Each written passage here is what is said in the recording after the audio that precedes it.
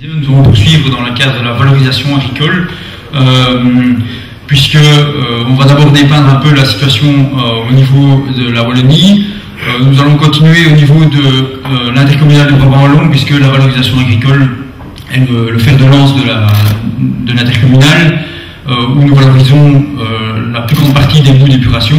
Et enfin, nous terminerons par une petite explication technique d'une technologie mise en place à la station d'épuration de Wavre qui traite de manière thermique les boues d'épuration. Comme introduction, tout simplement pour dire que l'épuration des eaux, à l'origine, a pour objectif la décontamination des eaux. Aujourd'hui, elle est placée dans un contexte plus large d'un cycle complet de transformation de la matière, intégrant l'amont et l'aval de la station, et bien sûr, y compris les boues d'épuration. Une station est bien sûr rattachée à un réseau avec toutes les caractéristiques différentes qu'il peut avoir, et donc l'influence qu'il peut avoir aussi sur les boues à terme. Bien sûr, ces boues, elles contiennent également des micro-organismes de matière organique, de matière minérale, des réactifs, et des réactifs utilisés dans le cadre du traitement des eaux. Bien sûr, dans les boues, on retrouve des micro-organismes, des parts inertes d'éléments organiques, mais aussi des métaux lourds, des hydrocarbures, et des éléments qui deviennent assez importants qu'il faut suivre, des médicaments, pesticides, des micropolluants dont on a déjà parlé précédemment. Trois types de boues principalement qu'on retrouve dans les stations d'épuration.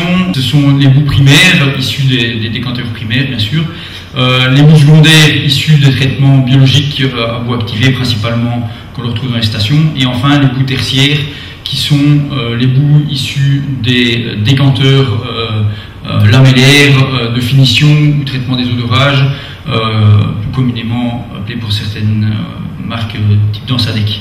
Alors, ces boues sont ensuite envoyées vers des traitements des boues qui peuvent se composer de différents types de matériaux, de machines, type épaississement, conditionnement, stabilisation, déshydratation sur filtre presse, filtre à bande, centrifugeuse, et alors en finition, desséchage de tout type avec stockage ensuite sur site ou en fonction sur les champs.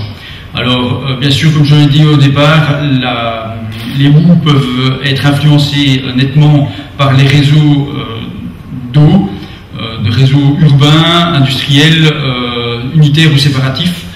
Ces réseaux, bien sûr, sont très importants et peuvent avoir une influence quant à la valorisation possible ou non des boues en agriculture. Les boues sont de compositions diverses en fonction des traitements qu'elles auront subis et des produits qu'elles pourraient contenir, entre autres du fer. Je passe la parole à mon collègue qui va continuer d'exposer au point de vue de la valorisation en Wallonie. Le contexte wallon en matière d'épuration des eaux est présenté préalablement. Fin 2012, la Wallonie comptait plus ou moins 400 stations d'épuration, d'une taille moyenne de 9520 équivalents habitants sur une plage variant de 44 à plus ou moins 450 000. À terme, il y aura près de 890 stations d'épuration en Wallonie d'une taille moyenne de 5200 équivalents habitants, toujours sur la même plage allant de 44 à 450 000 équivalents habitants.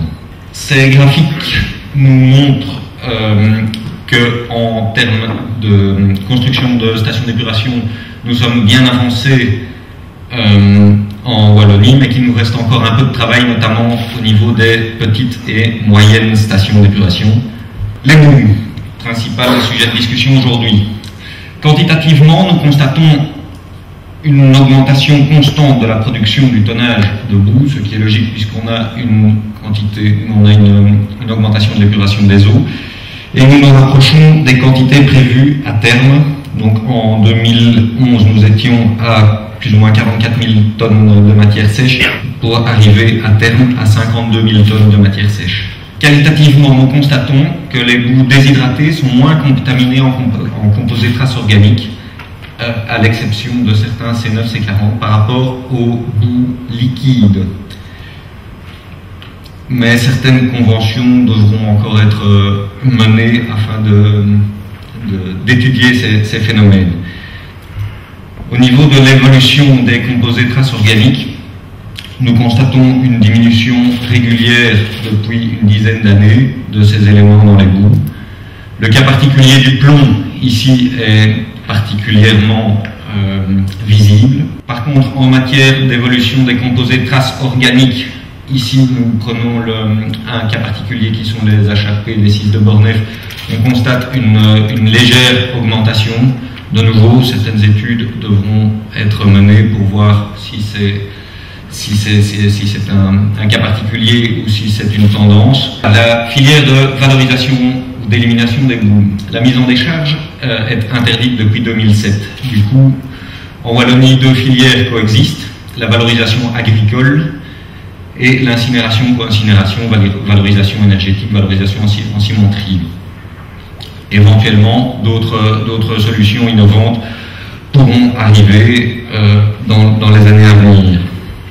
Le coût des filières. En 2011, le coût moyen en Wallonie, tout frais compris, sortie de déshydratation, transport, analyse, frais administratifs, selon les calculs de l'SPGE, se trouvait aux alentours de 20 € la tonne de matière brute pour la valorisation agricole et 55 à 56 € pour la valorisation matière ou valorisation énergétique. Alors, la valorisation des boues à l'IBW, l'intercommunale du Brabant Wallon. L'intercommunale du Brabant Wallon est un cas particulier en matière d'épuration et surtout en matière de valorisation agricole des boues, puisque nous sommes la seule intercommunale à valoriser les boues en interne. Nous nous occupons à la fois de la prospection pour trouver la clientèle et de tout le suivi administratif, les transports, les plans d'épandage. Nous nous occupons vraiment de la filière valorisation de A à Z. L'IBW en quelques chiffres, donc c'est un réseau de collecteurs de 270 km, c'est plus de 1000 déversoirs d'orage, c'est plus de 10 stations de pompage exploitées par les communes, 44 exploitées par nos services, 35 stations d'épuration en service, 35 millions de mètres cubes d'eau usée traitée, plus de 30 millions de mètres cubes traités avec un traitement tertiaire, pour 4500 tonnes de DBO5 de charges polluantes traitées, plus de 45 000 mètres cubes de galoutes phosphatique traités, ce qui nous amène à une production de boue supérieure à 20 000 tonnes de matière fraîche, avec un volume de boue liquide venant de nos petites stations de près de 9500 mètres cubes de boue. L'historique de la valorisation des boues à l'IBW. Alors en 84, nous mettons en route la première station d'épuration au Brabant Wallon. Les boues sont alors placées en décharge. En 85, réception de la deuxième station d'épuration de l'IBW, la station de la vallée de la Dyle, à laquelle est jumelé un four d'incinération de boue qui fournit alors à l'IBW et à tout le secteur une deuxième solution éventuelle. Et parallèlement déjà sont effectués des essais de traitement d'épandage sur prairies, champs, toute la filière agricole. En 86, nous avons déjà 40% de nos boues produites qui sont épandues à titre d'essai, et en 87, 100% des boues sont épandues. Depuis lors, nous avons favorisé l'épandage à toutes les autres solutions. En 2012, nous avons un taux de valorisation proche de 97%. Dans les deux dias suivantes, celle-ci est plus parlante, nous avons le taux d'occupation des sols en Brabant Wallon, où on constate un clivage entre l'Est et l'Ouest. L'Est du Brabant Wallon est une zone affectée à l'agriculture avec une faible densité de population, tandis que l'Ouest est beaucoup moins affecté à l'agriculture avec une forte densité de population. C'est le dortoir de Bruxelles. Fatalement, là où il y a de la population, il y a des eaux usées, donc il y a des stations d'épuration. Donc sur ces cartes-ci, nous constatons que dans ces zones fortement peuplées et moins agricoles, nous avons notre principal bout, ce qui va nous engendrer quelques soucis entre guillemets logistiques, un transfert de boue des zones les plus peuplées vers les zones les plus agricoles. À l'échelle du Brabant Wallon, ça reste évidemment très faible. Ça parle d'une dizaine ou d'une quinzaine de kilomètres. Alors, la valorisation agricole des boues, en 2012, la production totale était de 20 000 tonnes, 20 232 tonnes exactement, à 35% de matière sèche. Comme ce fut le cas la plupart des autres années, 97% de notre production a été valorisée en agriculture, soit 19 600 tonnes, ce qui correspond à plus de 1000 hectares de terres amondées chez plus d'une cinquantaine d'exploitants agricoles différents. Ici, non pas les coûts comme l'indique le titre, mais les apports financiers générés par l'utilisation de boues de stations d'épuration en agriculture, nous constatons que les boues ont une valeur intrinsèque supérieure au compost de déchets verts et même aux écumes de sucrerie à dose d'épandage égale. Ici, sur le schéma, on constate une différence relativement importante entre les boues pressées et centrifugées, ce qui vient du fait de l'utilisation chez nous, à l'Ivéoué, de chaux magnésiennes avec les centrifugeuses, d'où une augmentation de la valeur intrinsèque du produit. Mais je vais passer la parole à François, qui va nous parler des nouvelles installations de Bassoir. Voilà, je reprends la parole pour terminer l'exposé en vous montrant un petit peu la dernière technologie qui a été mise en place à la station d'épuration de Wavre, qui est un sécheur thermique de boue. En deux mots, la station d'épuration de Wavre est la plus grande station du Brabant wallon. Elle date de 1985. Elle a été réhabilitée entre 2009 et 2013 et donc sort tout juste de sa phase de réhabilitation.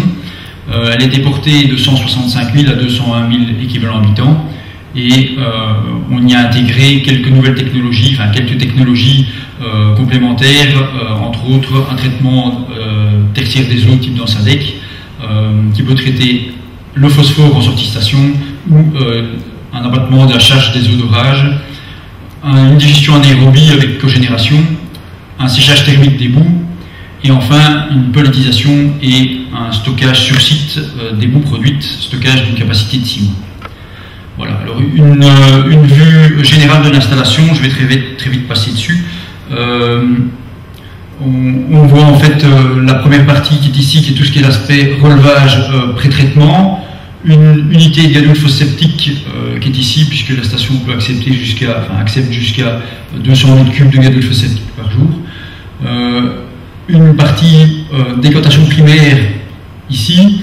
La partie secondaire avec le plus grand bassin que vous voyez ici, qui est en fait le bassin qui va reprendre la charge complémentaire des 160 000 jusqu'à 200 000 IH.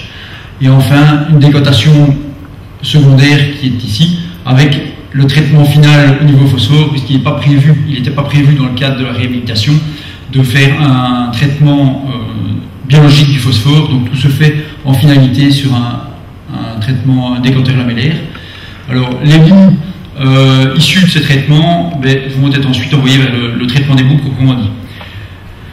Alors nous avons 4 types de boues possibles sur l'installation. Les boues primaires, comme je l'ai dit, de l'ordre de 8500 kg de matière sèche par jour. Les boues secondaires de l'ordre de 500 kg. Les boues tertiaires et enfin les boues extérieures pouvant provenir des stations d'épuration dans la périphérie de la station de Bassoir, pour un total de 16 000 kg par jour. Alors, les boues, donc, plusieurs types de boues, je l'ai dit. Alors, les boues primaires et secondaires qui sont rassemblées en mixte, on l'a déjà entendu tout à l'heure lors de l'exposé, et les boues extérieures. Ces boues mixtes sont envoyées vers un épaississement, donc on a 2 épaississeurs de grande capacité qui vont permettre de faire monter la siccité jusqu'à 4,5% en matière sèche. Ensuite, ces deux boues externes et boues mixtes épaissies sont ensuite envoyées sur la digestion. 2 digesteurs côte à côte de 2500 m3 chacun, avec un méthaniseur qui nous sert donc de stockage de boue partie inférieure, de stockage de gaz en partie supérieure. Donc lors de 800 m3 de boue digérée en partie inférieure et de 1400 m3 de gaz, de biogaz en partie supérieure, donc en dessous de la coupole blanche que vous voyez sur la photo.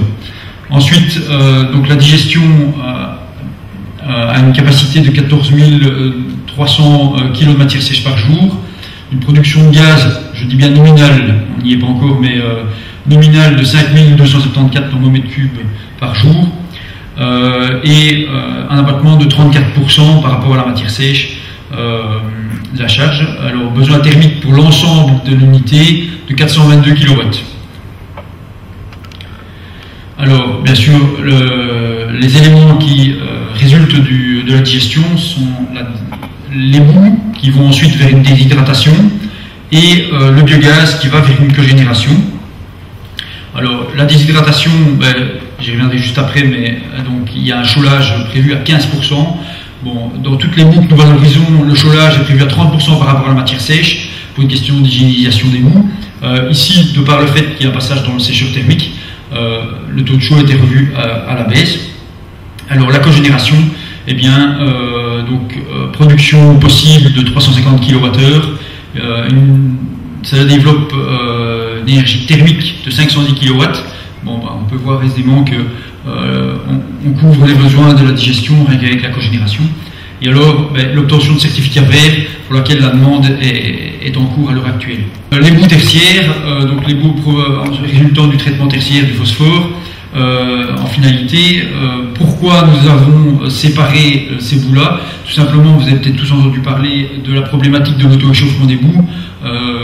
Une étude universitaire a eu lieu à ce sujet, et donc fait mention que la présence de fer dans les boues séchées peut engendrer un auto-échauffement de celle-ci, et donc il a été décidé de faire un traitement séparé de ces boues-là et de ne pas les intégrer dans les boues mixtes et en faire donc un seul type de boue pour toute la station. Donc ces boues en fait sont déshydratées, chaulées à 30% par rapport à la matière sèche et valorisées en agriculture comme boue pâteuse classiquement réalisée à l'IBV. Alors le sécheur, c'était donc pour Bassoir, c'était la plus grande station, du Brabant wallon. Donc avec une production de l'ordre de 10 000 tonnes, donc plus ou moins la moitié des boues du Brabant wallon il y a de ça 3 ans. Pourquoi nous avons choisi cette technologie? Bien sûr, pour une réduction des quantités de produits à stocker. La problématique est toujours de pouvoir valoriser ces boues, et c'est toujours en flux tendu, impossibilité de stocker les boues sur place. Et donc, lors des mauvaises conditions climatiques, c'est toujours la problématique d'aller déposer ces boues sur champ en question. Donc là, on résolvait le problème. C'est un produit de qualité et stable, comme ça a été déjà dit dans le temps. Stockage sur site, je l'ai dit. Et alors, bien sûr, l'épandage limité aux périodes les plus favorables de l'année, donc au mois de février-mars et septembre ou septembre. Bien sûr, c'est un saut technologique important avec une gestion sécuritaire et une surveillance du process assez importante. Et bien sûr, il y a le coût, on en parlait dans l'exposé précédent, mais il y a le coût, l'énergie, main-d'œuvre, maintenance. Je n'ai malheureusement pas de chiffres à vous donner pour le moment, étant donné que l'installation vient d'être prise par l'intercommunal du Brabant wallon et nous sommes en train de faire un premier bilan de fonctionnement à l'heure actuelle. Voilà, alors le sécheur thermique, c'est un sécheur thermique de type à couche mince, de marque VOM. Je ne fais pas de publicité non plus, mais voilà, c'est celui qui est installé. Marque VOM, donc il contient en fonctionnement de l'ordre d'une centaine de kilos de boue, avec une longueur d'une dizaine de mètres, et le temps de séjour dans le sécheur est de l'ordre de 2 à 3 minutes, c'est-à-dire quelque chose de très court. Alors, c'est un cylindre donc à double paroi dans lequel il circule de l'huile chauffée à 250-260 degrés. Les boues entrantes sont véhiculées par un axe muni de pales qui va permettre de faire avancer le produit dans l'ouvrage. Capacité, plus ou moins 3400 kg de boue brute à l'heure, donc on évapore 2600 kg à l'heure et une matière sèche traitée de 800 kg de matière sèche à l'heure. Total de 4400 tonnes par an pour 6 000 heures de fonctionnement.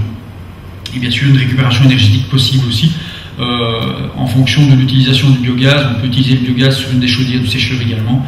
Donc si pas de récupération au niveau de la cogénération, la récupération peut se faire au niveau du sécheur également. Voilà, très rapidement, le sécheur se compose d'une trémie d'entrée pour permettre ici, donc pour permettre une alimentation continue de l'ouvrage. Le sécheur proprement dit, donc ici, qui va permettre donc le séchage des boues en tant que tel. Si c'était entrée, trentaine de pourcents, si c'était sorti, entre 85 et 90%. J'expliquerai pourquoi, non pas plus haut, après.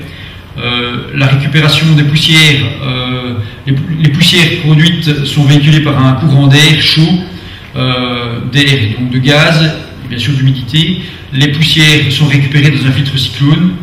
Les 5%, grosso modo, les 5% restants sont récupérés dans un filtre à manche. Et ensuite, cet air exempt de poussière, mais contenant toujours les gaz et les vapeurs d'eau, vont être envoyés dans un échangeur thermique qui va permettre ici, qui est chauffé par de l'huile également, qui va permettre donc de réchauffer l'air avant de rentrer dans le sécheur de boue.